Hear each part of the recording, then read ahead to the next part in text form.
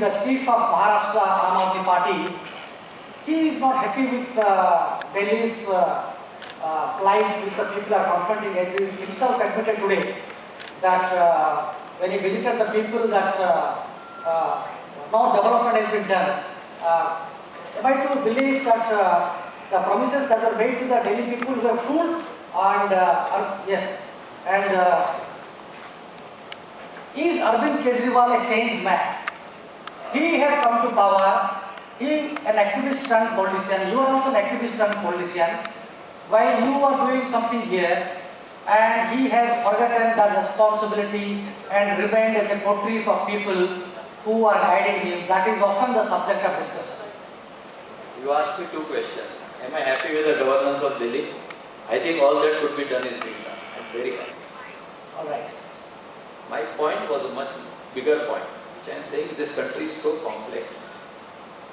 And if you come with big promises, it is very difficult to reach to the people these promises. All of this is done. I read out what we have done. Extraordinary work, no government has done it. But still people are unhappy. So there is something which is missing. Somewhere that we are not, some things that we are not able to reach the people of that. Are the mobile clinics enough? Are they reaching to the right people? Is the right kind of thing being done? So there are questions of implementation, there are questions of scale. And that needs to be introspected and improved. But I have no doubt that the Delhi government is doing pretty good. Is Kejriwal a changed man? Well, I would say that he has an office, he is a chief minister, he must be seeing things every day, getting reports every day, and he must be behaving according to that. My observation whether his relationship with me is the same or is it changed, has no consequence to this country. What is of consequence to this country is he functioning well, is he delivering to the poorest of the poor, is he delivering to his voters? I think he is doing that. Does he have a coterie? Does he? When one makes a team, you can call it a coterie, you can call it anything, but I am just saying that there is a need to introspect. Are we going in the right direction? Somewhere I feel that we are not, and somewhere I feel we are right. So it's not a very black and white assessment that I can make. It's a very complex, grey kind of a thing. Somewhere we could do better, somewhere we are doing better than we had expected. So, Satya, I'm sorry, there's no sensational thing that I can say. No, the Aam Aadmi Party came into the force as an alternative to the Modi government. People, even the ratings of Kejriwal is still very high.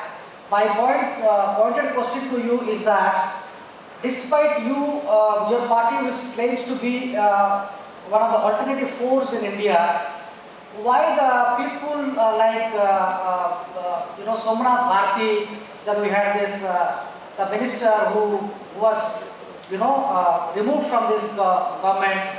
Don't you think that they should immediately remove until the probe is on? See, I suggested to the Delhi team that there should be a standard operating procedure. If there is a serious allegation on somebody, have the internal Lokpal investigate that person. Let him be suspended, not from the party, but from his position, till the investigation gets over. If he is found guilty, remove him from the party. If he is not found guilty, put him back into the post. So I think there should be just a simple operating procedure for anyone who does a behavior which is not correct. So why there is a double standard when it comes to Prashant Bhushan or Yogendra Yadav? Despite they being in the party for a long time, they are thrown out because there are certain coteries of people who are guiding. I know what I am hinting at. Why there is a different treatment to Somnath Bharti and others? And are these parties now become the people of tainted people? Is it what you are going to rule? You will be like another Congress, another BJP. See, there are two different things. I'm sorry, I'm not going to straight away say yes or no. The Yogendra Prashant Bhushan episode that happened was a very unfortunate one. Even you came in the headline actually, you walked out of. That is because when they did that meeting, they voted to remove Yogendra and Prashant. And they said that this information should not be given outside. My conscience did not allow me to do that. I have come on the plank of transparency. For me, whether Yogi and Prashant is removed, I did not come to fight for the injustice to Yogendra and Prashant. That's not my goal. I came to fight for the injustice to the people of this country. think that transparency model that used to be our principle was tried to be compromised. And I felt that these 20 people who are in the room is not the party. The party is the lakhs of people who have supported it. So, and it is important that they know what is happening in the party. So I wrote a blog and I also told the party that I have committed indiscipline. It is not right for somebody who is in the meeting to go outside and write. And because I have committed indiscipline, you are free to sack me, to take disciplinary action against me. I have no problem with that. They have not yet done it. But I will not, see, now that, as I kept on saying, there is something called a dissent in a democracy which is crucial. This is not animal farm, this is not 1984, some people are more important than more others. But this is an open democratic party and it has to have different voices if it wants to become a vibrant party. If it has just one voice, it's not right. So I intend to be the second voice till I am in the party. Am I to understand that Kejriwal was not aware of the false certificate when he produced this to the affidavit to the magistrate and later on very... Yes, without doubt what Tomar had told Arvind Kejriwal and took an oath on his daughter and said my certificate is correct. He believed it. He believed it. So it was naive, it wasn't wrong. It wasn't bad intention, it was just a mistake because we also trust people. So sometimes you fall into that trap. So Arvind fell, it wasn't Arvind's fault at all. Alright, that's a good question. Now coming to a very important question. Supposing Arvind says no for the Maharashtra election because if you want to change the policy of the state and the popularity of Aam Aadmi Party seems also rising, although there are other political parties who are doing exceedingly well, will you be contesting the elections in Maharashtra? First of all, this is very... Yogesh Yadav tried to have it in Punjab and Haryana, he failed and he was out. You are presuming that you will not, Arvind will not allow us to fight elections. I think that there are certain parameters that if we have so much membership, so much strength, we will be able to fight the BMC elections. So I don't see any reason why it would not happen. But we are finally a political party and there is a decision-making process in that party. We will follow whatever decisions are taken.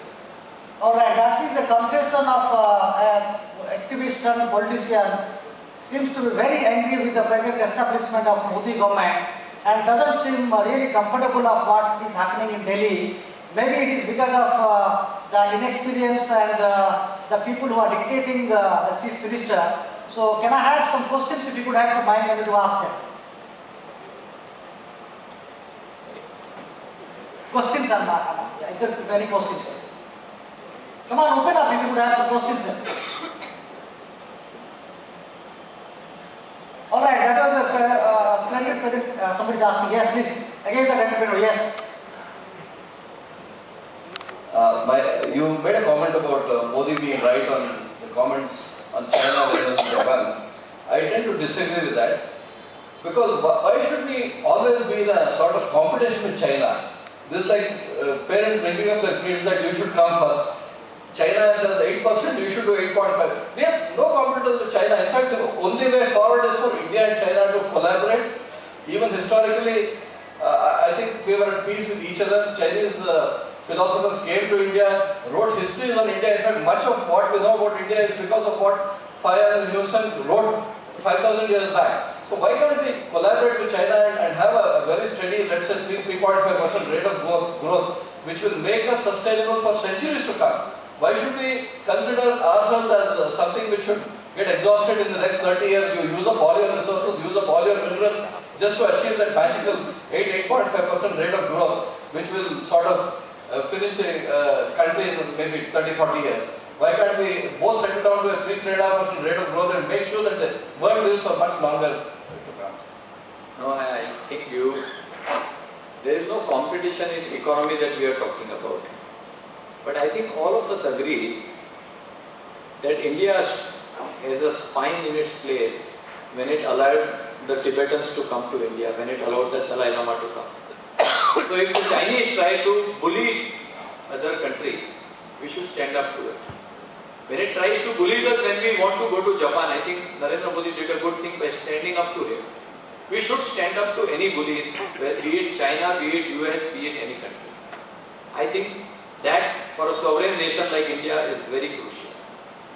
Nobody questions the fact that there should be a growth in tune with ecology, with environment, with the poor.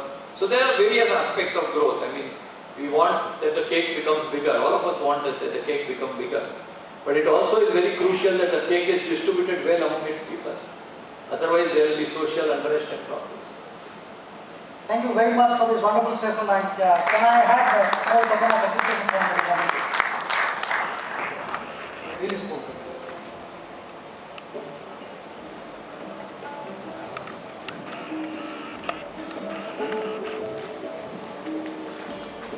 I know Mayank doesn't like anything, but this is a small token of appreciation from Network 7 Media Group. We are also very vibrant media, and wish you all the best for this.